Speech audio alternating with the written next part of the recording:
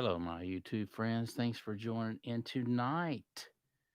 If you haven't hit that subscribe button and slam that bell, please do because we got a lot of great things going on. And one is the Shure SM7B microphone giveaway. And all you have to do is subscribe, slam that bell, and type down there as to why you love the Shure microphone. It's easy, man. So tonight I wanted to talk about the Shure microphone and why it would be so easy for me to type in what I love about the Shure microphone. So I got to thinking of all the bands that has recorded through the SM7B, the SM81, the SM57, the 58, all the different Shure microphones that's been on every stage from Eric Clapton, um, Pink Floyd, Rush, Queen, Journey, Aerosmith, um, Black Sabbath, Nirvana, just all the bands just come to my mind that has used Shure microphones. And when I think of like all the 57s, it would be interesting to know how many Shure 57s have been bought since they came out with that microphone, and how many Shure 57s and 58s have actually made it on all the big time stages out there, man. It just blows my mind. Not only on stage for performance, live performance, but all the recording studios that Shure microphones have made it in. So it's easy for me to think of why I like Shure microphones and why it would be easy to type down there as to why you like Shure microphones. Because when you do and you subscribe, it's going to enter you in the contest. And our goal is to get 1,500 more subscribers and all that. And what that does, it enters you in the contest, man. And we're going to do a drawing as we have been in the past. And you have a chance to win this bad boy right here, the SM7B microphone, man. This is the one I'm giving away. It's a $400 microphone, and you can't go wrong, man. So type down there. Oh, and share. You got to share, man, so we can get the 1,500 subscribers. It's easy, man. But type down there as to why you like Shure microphones and what comes to your mind. Like, what's your favorite band that you've seen live for the first time? And perhaps it was in a garage. Maybe it was a garage band. You went over some friends, man. They had some They were singing through the 58s, man. They were eating the microphone, kicking it around, dinged all up, smashed on the ground. They pick it up and it still works. You know, those Shure microphones, they're like hammers, man. They were built like hammers to last. And I think it's quite funny, actually, because they're just built like a brick and you can't break them, man. And then I think of all the hey Bull Tide, I appreciate you coming in tonight, man. I figured you'd be doing other things, man, but thanks for dropping in. I think of all the things that how many times I dropped my 58, or how many times the drummer slammed them around here and there and threw them in a bag, and you see all his microphones, man, they'd be all scuffed up and the grill dented in, and who knows who all spit in the thing, man, and it's still working. So when I think of Shure microphones, for me, it's easy to think of why I love Shure microphones and why so many other people out there love Shure microphones, man. So type in. I want to see what band you've seen you're using a Shure microphone, maybe a 58 or a 57. Love the Shure t-shirt. Hey, you like that, man? You know what I'm gonna do? You know what I'm gonna do? Whoever wins this next drawing, send in your t-shirt size because I'm gonna throw in a t-shirt too, man. The Shure t-shirt. It has this electric green. Perhaps you can't see the color, but it's sharp, man. And then the material on the shirt, super soft. So I'm gonna throw in a t-shirt too. Make it easy on yourself. I put some links down there below too, man, on the Shure microphones on the best prices. In case you don't win one and you want one for your studio, the Shure SM81 is a killer one for doing some acoustic guitar, making some acoustic guitar stuff. Love that mic. I actually found that mic. A friend of mine was selling it and bought it and loved the SM81. It's great on all your acoustic stuff. And but yeah, man, I'm putting some links down there below. So if you guys want to go purchase a 57 or another 57, another 58 or 81 or whatever, man, they're just really, really, really reliable microphones. You can't go wrong. So those are a few of my reasons why I love Shure microphone. I think the Shure microphone came out sometime in the 60s. I want to make I want to say they're 65 through 68, somewhere right between that gap. Don't hold me to it. But ever since Shure came out with the 57, well, 57, 58, maybe they came out in the 50s, right? I don't know. I need to double check that and do the research on that, man, because that's interesting to find that out. All I know is I've seen the Shure microphone in performance in every major rock band or band around the world being used on stage. And that ought to tell you something about Shure microphones right there. I mean, if they've been on every stage in America and who knows wherever else, they got to be worthy of the name Shure. I mean, look, Shure. Sure is the best. Type that in. Sure is the best microphone I've ever sang through. Uh, it's fun to throw some humor in there, but yeah, really, man, just type in as to what band you sing playing the singing through a Shure microphone, or sticking a 57 in a Marshall cab, shoving it in the cone, and the thing's still working. So Shure microphones are great, man. Enter in the contest. Don't miss out on this one. This will be the third one that I'm giving away, and don't miss out on this drawing. And it's worth it to go ahead and hit that subscribe, slam that bell, and type down there as to why you love the Shure microphones, and get in the drawing, man. What you got going on, Bull Tide? You love it? I do too, man. I love the Shure microphones. So, what band did you see? What was the first band you seen that comes to mind using the Shure microphone? 58? Was it the SM58 or the SM57?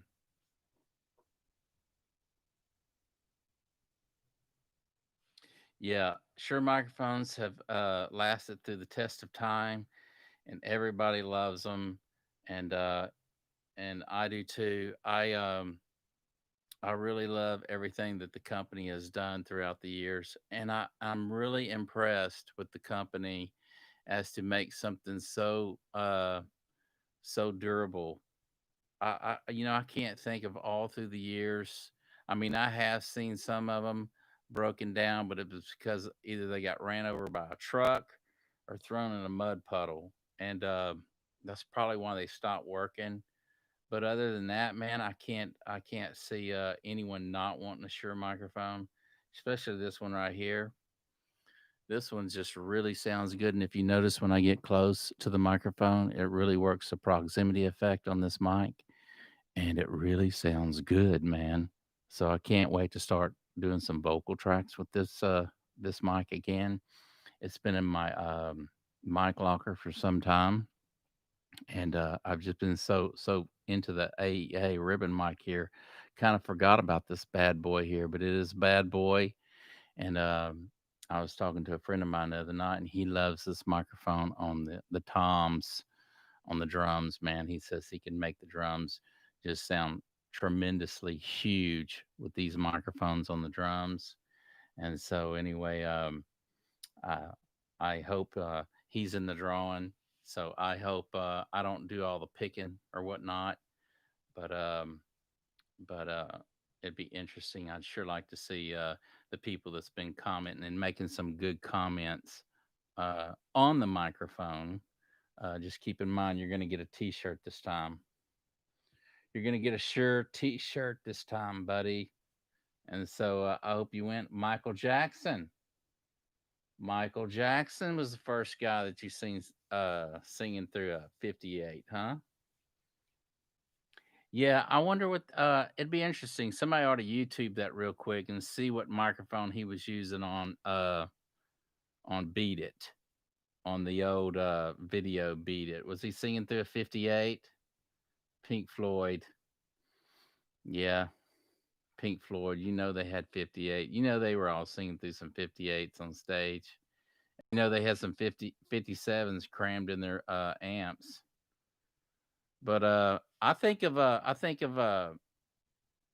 golly, God, there were so many bands out, like in the and whenever I seen a lot of live concerts. So I seen Rush.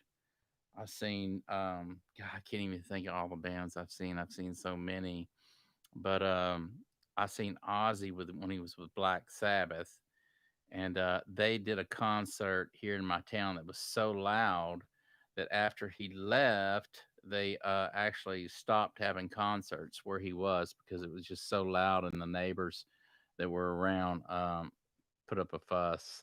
But it was probably one. It really was the loudest concert I've ever been to, but the sound was so good, and it was held in this arena area, an open space where they would do the fair each year, and the sound in there was just amazing, and you wouldn't have thought that they were able to get the sound as good as they did without feedback and everything, but the sound was just so tight. The bass was hitting you in the freaking chest, just thumping you right in the middle of the chest. They were really, really loud, and everything sounded perfect. And yes, they were singing through Shure microphones.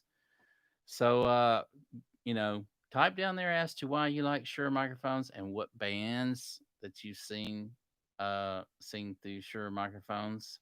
And don't just put it in here in the comment up here. Put it down there where I can see it later on, because I think that's where Chris is actually drawing from. So if you type up here, that's good, but put it down below, and because I think that's where he's doing all the drawings from, and you don't want him to miss your name. So we want to get everybody in there, and we don't want to miss anybody. We want to give it a fair chance for everyone to win one. And I love this mic, man. I really do. Th- for me, my favorite Shure microphones are the SM7B, the SM81, the SM57, and the SM58. Those are probably my favorite because I've used them throughout time in recordings and live situations, and many, many other people have too. And it's just a beautiful the microphone. These microphones that I've mentioned, and they work on just about everything, and so you can't go wrong. Bono likes to sing in the Shure Beta 58. Yeah, the Beta. I'm not sure. I think I did list a Beta in there, Cynthia. I think I did list a Beta. I'm not sure it was the Beta 58 though. That's just a hyped up version of the 58. And but yeah, I did list a Beta, one Beta in the listing that I like a lot. Uh, but yeah, those betas. I remember when the betas came out much later on than the 57 and the 58, the original. But the betas are, like I say, they're hyped up a bit, and they do sound a little different than the original. But a lot of people say that this 50, I mean, the SM7B was derived from and around the SM57, just in a different design here and a little more space between the capsule. And I'm not 100% sure, but they had plenty of time to design this and were given plenty of time. But they wanted to come out with a microphone that would be more suitable for broadcast, and so that you get up actually close to the microphone with all the popping P's and everything, the P's and B's, the explosives.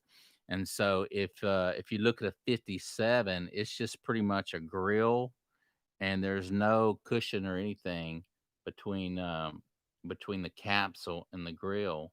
To where is this SM7B? There's probably about a good 4 inches or so before it even gets to the capsule in there. And this foam piece right here actually comes off, and they have another foam that you'll get when you win the microphone. But this one comes off, and it's a fatter one that goes around this. Um, but you can do all kind of sort of things. You can actually take this off, and what they'll do in the studio sometimes, I've seen them do it. They'll take this foam piece off, and they'll just put a standard popper stopper in front of this, sing through that, and it has a little bit of different sound. I've never done that, so I don't know. I haven't tried that in the studio. I really like the way it sounds like this. I actually have this microphone set on a flat, and I kind of like the way it sounds like this. So, but it does have a couple bumps and a couple roll offs, and so you can actually adjust the microphone itself. But yeah, man. So they actually derived this after the 57, and if you notice the 58, the capsule in it, you can kind of get closer up in that microphone, and the reason being is because it has it has foam on it, and the capsule is not so close to the grill, and so that's why people can eat the 58. But I don't think they can eat the 58 like they probably can this SM7B. And when I get really close like this, you can really hear the proximity effect. It has a nice, smooth sound to it, almost like a radio sound, as if I'm talking in the studio, and it's crystal clear.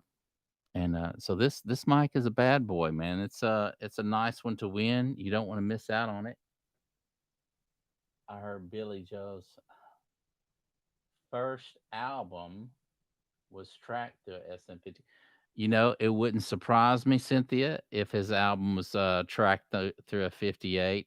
Uh, a lot of people use the 58, and here's the thing about the 58: they're used to hearing it on stage and in live performances. So when they get in the studio, and they have a high dollar condenser microphone thrown in front of them, like a maybe a U47 or a U40, or a 67 or something of that nature. It doesn't sound to them like the 58, and they're not accustomed to that sound when they're singing, and so they just feel more comfortable singing through a 58, or what they're used to, singing through. In fact, some people sound better on dynamic microphones than they do condenser microphones. So a lot of times, what'll happen is somebody will get in the studio, they'll either get in the vocal booth and they'll be separate from the band or separate from the engineer, and there's that gap of separation in the headphones that they feel a little uncomfortable singing. And so there's a lot of cases where they'll go in the mixing room itself, take the SM7B. They'll be looking at the mixing board. The engineer will be right there, and they'll actually sing their vocal tracks in the mixing room. So they're right there. They can sit down. They're real comfortable. They can nail the takes. And this one right here rejects sound all back here, so it only picks up sound just what's right in front of it in this shape like this. So they can point it if there's any noisy equipment or whatever. They can pretty much, move the microphone and get in a sweet spot and sing right there in the engineer's room and get their parts right. Bob Dylan,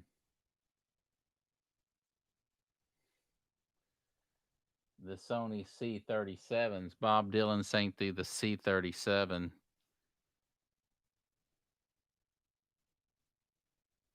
His first two albums. Wow, I didn't know that. Nice.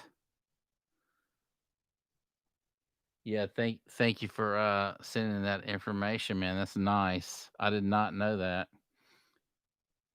Where did you get that information at, Cynthia? Did you read that or did you Google that or where did you find that information at on the Sony? Sony's been around a long time too, man. And they made some great mics as well.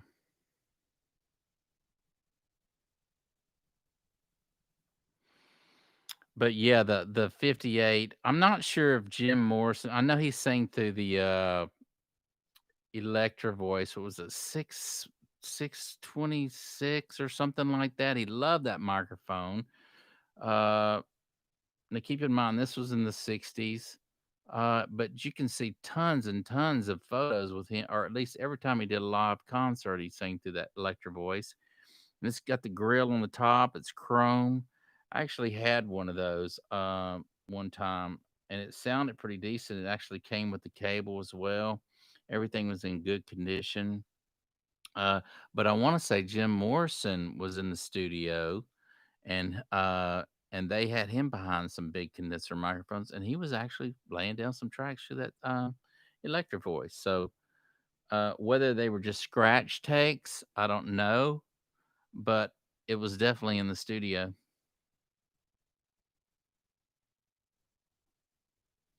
Okay, gearslush.com. Nice. Okay, and Google. Yeah.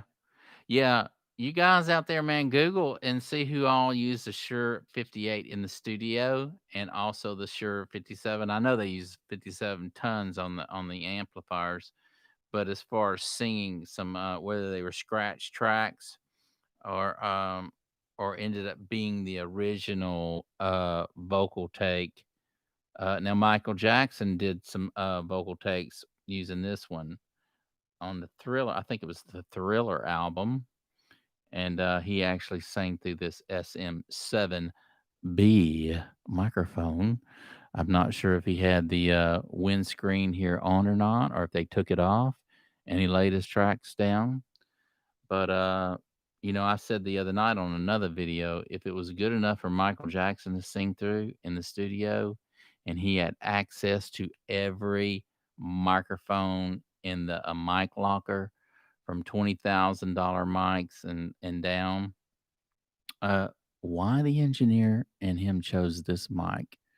It just I'm curious. Must be something good about this mic we all don't know, right? Or many of us know. But then many of us do know that it's like the best kept secret, maybe, right? Is this microphone the best kept secret in town? I don't know, but let's expose it and let's get it out there, man, to where everybody has one of these in their studio, man. Everybody needs this microphone in their studio. So sign up, man. Subscribe. Get you a t-shirt and type down there as to why you like Shure microphones. Oh, Cynthia, what are you saying here? The SM58 stands for studio mic.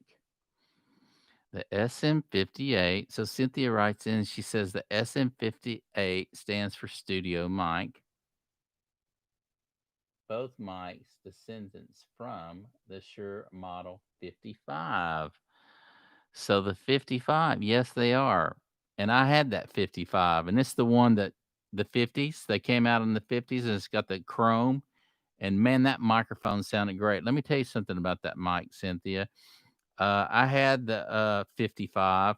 I got that microphone in a an old pawn shop in Louisiana, and the lady practically gave me that 55 for, I mean, maybe $30. Came with a cable and everything. It wasn't the standard XLR in it. It was the old school, but everything looked great. I plugged that microphone in and it sounded beautiful. I had this one guy come in the studio and he sang through all my high dollar microphones. He sang through some Neumanns, the U87, the TLM 103. I want to say the Aventone. Uh, what other one? The AKG C414, the old one, not the newer style. And out of all those condenser microphones, he says, "Hey man, can I sing through that 55?" And I said, "Yeah, man." Yeah, he asked me, "Does it work?" I said, "Yeah, it works." So I put it up there in front of him. He sang through that old microphone. Dude, he wanted to take that home. He wanted to take that microphone with him. He felt like that microphone was would just sounded better than everything that I put in front of him. And so yeah, that's a beautiful mic. That's a beautiful mic, that 55.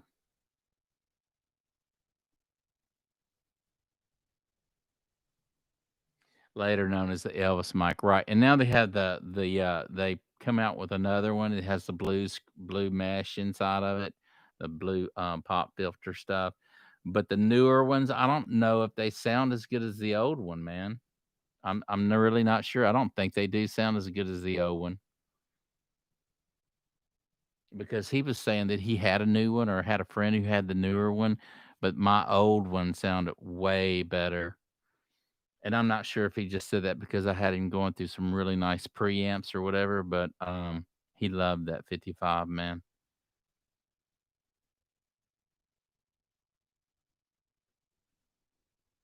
Oh, wow, it came out in 1959. Yeah, I need to do my research about Shure microphones and all they, you know, do my history on all of it.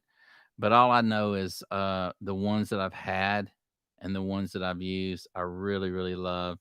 And it's easy for me to think of 1,000 different things as to why I love the Shure microphone. Just simply because it's been on every stage all over the world, man. And everybody sang through them from Billy Idol to whoever. I mean, NXS, whoever you like, man, they've sang through the 58. And the guitars has a 57. And so, and you know, the 57s, whether they use the 58 tracking are singing through in the studio, you know the 57s were on the amplifier. And I'll tell you what, something else about the 57 is I've seen a lot of guitarists, man, just drape the 58, lay their cord over the amp like that and let it hang down near the speaker. If this is the speaker, to where the 58's right around the top of the rim right here, catching the outer part of the speaker. Sounds great, man. I've seen a lot of people use 58s on their cabs and stuff. So you don't have to just have if you don't have a 57, the 58 will work, in other words.